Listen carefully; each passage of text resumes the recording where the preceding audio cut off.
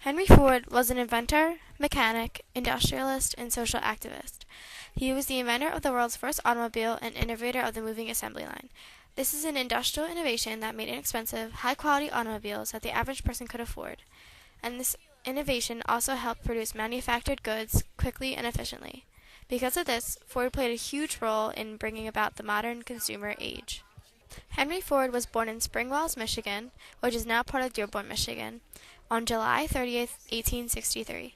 He was the first child of William and Mary Ford. This family was made up of successful farmers who owned about 91 acres of land.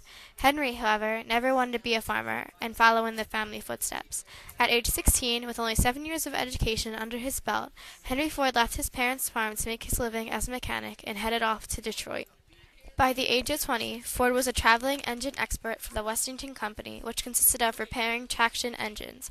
This introduced him to the internal combustion engine, which is the kind of engine he would later use to create automobiles. Then, in 1888, he quit his job, married Clara Bryant, and settled down on a farm in Dearborn. During this time, Ford built his first internal combustion engine. This led him to taking a job with Thomas Edison's Detroit Illuminating Company, where he became chief engineer. In 1893, he created his first horseless carriage called the quadricycle. This sparked Detroit's interest in Ford and influenced his later invention. In 1899, Ford founded the Detroit Automobile Company, but soon ended in economic failure. Soon after, he developed a 4-cylinder, 26-horsepower racing engine and mounted it on the frame of his company's prototype. Here are some examples of how this car was built.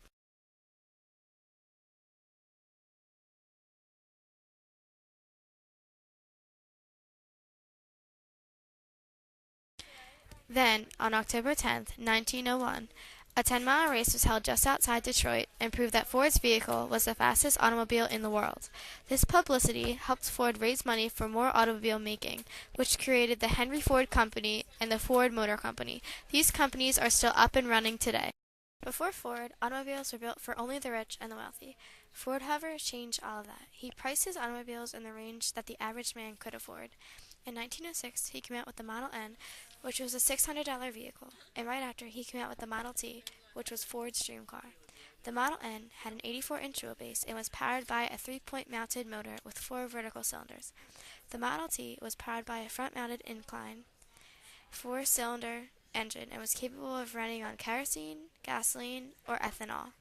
In the course of 3 years, the Model T sold 18,000 and 34,000 in 1910 and 78,000 in 1911.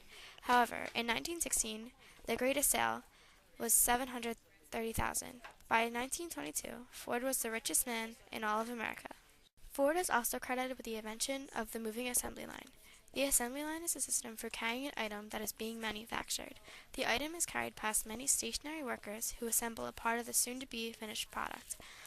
This new invention sped up the production of automobiles and allowed the process of automobile mass production to reach its full height. Without the invention of the assembly line, computers, TVs, and other products would be too expensive for us to buy today. The moving assembly line made modern consumer society possible, and we have Henry Ford to thank for that.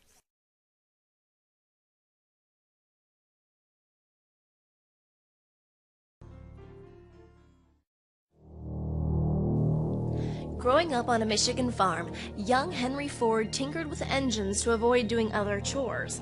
He couldn't have imagined that his name would one day be synonymous with the automobile.